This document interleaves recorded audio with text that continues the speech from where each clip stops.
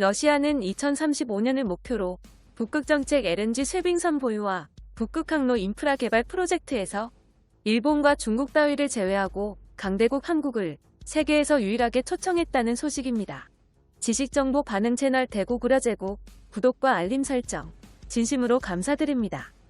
최근 푸틴은 한국과 러시아 수교 30주년을 계기로 쿠릴열도와 북극항로 시대를 열어 새로운 북극 전략을 수립해야 한다는 의견을 밝혔습니다. 이러한 상황 속에서 러시아 연방에너지 전략 개정안에 한국이 공식적으로 참가했다는 사실이 확인되었습니다. 러시아는 이전의 북극 정책과 차별화된 실용적인 북극 전략을 새롭게 추진할 것이라며 극동 개발을 연계해 한국과 외교적 협력도 대폭 강화시켜 보다 실용적인 전략을 수립할 것이라고 전했습니다.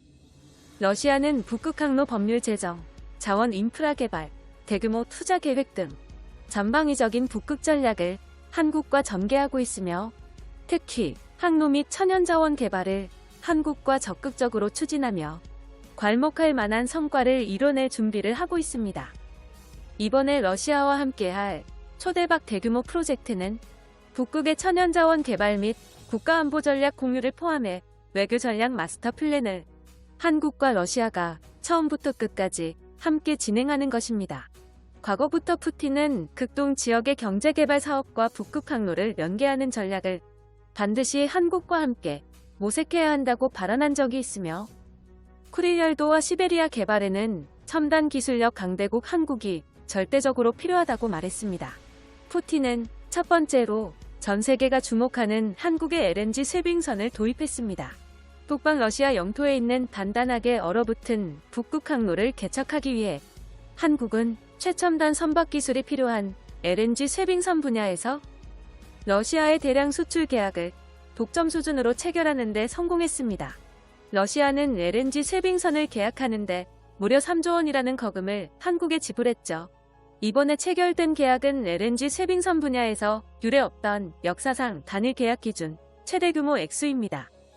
러시아가 추진하는 북극항로의 핵심 프로젝트인 LNG 액화 천연가스 개발 사업 아틱 LNG 프로젝트를 한국과 함께 주도하고 있으며 아틱 LNG는 러시아 시베리아 기단 반도에 있는 초대형 가스전의 명칭입니다. 러시아는 아틱 가스전에서 2025년까지 LNG를 연간 2천만 톤 생산하기 위한 대규모 프로젝트를 추진하고 있습니다. 그러기 위해서는 단단한 북극해를 뚫고 LNG를 옮길 쇄빙선이 필수적이죠. 한국이 건조하는 LNG 쇄빙선은 러시아가 원하는 조건을 완벽하게 맞췄습니다. LNG를 선박의 연료로 사용해 핵추진 쇄빙선에 맞먹은 45MW급 전력을 생산해 신속하게 움직일 수 있고 영하 52도의 극한 환경에서도 최대 2.1m 두께의 얼음을 깨며 안전하게 천연가스를 운반할 수 있습니다. 최근 러시아에게 한국산 LNG 쇄빙선 건조 기술은 세계 최상급 수준으로 인식되었고 이 프로젝트에 투입될 LNG 운반 쇄빙선의 기술 파트너로 한국이 선정된 주된 이유는 한국산에 대한 신뢰성과 압도적인 성능, 초격차 수준의 첨단 기술력으로부터 기반되었습니다.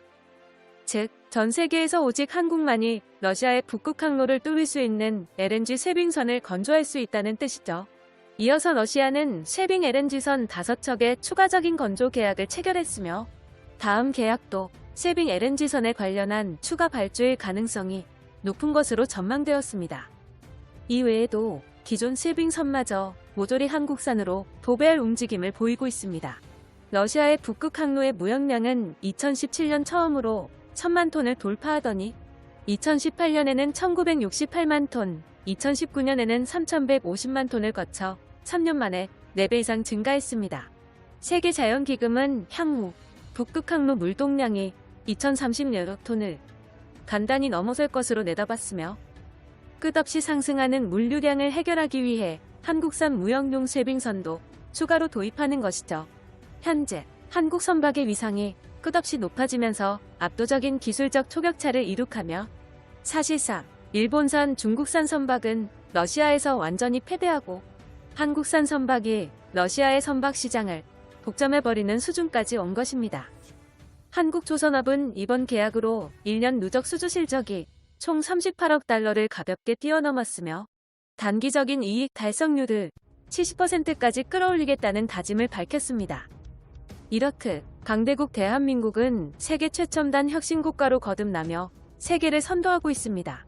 러시아의 천연가스, 북극항로 개척의 가장 핵심적인 한국의 LNG 쇄빙선 소식에 일본 네티즌들은 한국산 선박에 부러움과 질투심, 열등감을 동시에 느끼고 있군요. 그도 그럴 것이 일본의 조선업은 한국에게 완전히 박살났기 때문입니다. 일본 커뮤니티 마토메 스레드에 올라온 일본 네티즌들의 댓글 반응을 번역해봤습니다. 러시아에서는 한국산 선박이 최고 수익을 향해 날뛰고 있어. 반대로 일본은 조선소에 몇천억 엔치 적자를 메꾸기 위해 저일의 신조함을 무리하게 진수시키고 있다는 생각이 든다. 어라, 이러한 수법은 중국에서도 똑같이 하고 있잖아. 그렇다면 일본도 조선소 사업을 전부 치워버리고 야마토급 초거대 전함이나 만들어보자. 과연 한국의 조선업에 대해서 들으면 영업이익의 상승률이 굉장하기 때문에 인터넷 우익도 아무 말도 할 수 없게 만들지. 이것까지 부정한다면 더 이상 인간이 아니다. 가전제품도 한국에 뽑혀버리고 반도체도 한국에 뽑혀버리고 조선업도 한국에 뽑혀버리고 자동차도 한국에 뽑혀버릴 준비를 하고 있는 일본씨. 이딴 나라 너무 나약해서 웃었다. 아메리카로 탈출 이민이 정답이야. 스가 내각을 주도로 조금은 나쁜 일을 해보자. 한국의 조선소 기술이 있으면 일본 조선업은 다시 일어설 수 있다. 어떻게 해서든 한국을 훔칠 수는 없을까? 왜 일본의 조선업은 한국의 상대가 되지 않게 변했어? 이에 대한 답변은 생각해보면 꽤나 간단하다. 과거부터 한국은 선박을 잘 만드는 DNA를 가지고 있었다. 히데요시와 함께한 해상 전투에서도 전부 한국에게 패배했지. 일본 선박은 한국 선박을 이길 수 없다. 일본만이 선박을 건조하는 분야에서 쇠퇴하는 게 아니야. 과거의 열강이었던 스페인, 네덜란드, 영국, 오래된 전통이 있으나 마나 전부 쇠퇴하고 있잖아. 미국의 조선업도 1944년 기준이 피크다. 이렇게 보면 수익도 없는 조선업을 붙잡고 있는 한국이 이상한 나라라니까. 일본 조선업이 아무래도 안 되는 건 분명한 사실이잖아. 현실을 외면하면 아무것도 변하지 않을 거야. 그 분야에서는 세계 최고라고 할 수 있는 한국에서 배움을 부탁하는 것도 필요해. 그렇지 않는다면 적자만 나는 오물 산업 따위 폐쇄시켜버려. 스크류 하나 제대로 못 만드는 한국에서 배울 게 뭐가 있나요? 하다못해 독일의 구형 잠수함을 설계도대로 조립할 수 있게 되고 나서 말해라. 한국은 별로 대단하다고 생각 들지 않는다. 강대국 한국의 LNG 쇄빙선이 러시아에서 독점에 가까운 수주를 성공해내자 일본 네티즌들은 절망하며 망연자실, 오열하고 있군요. 한국 선박이 일본 선박을 완전히 박살내버리는 그날까지 대한민국을 끝까지 응원하겠습니다.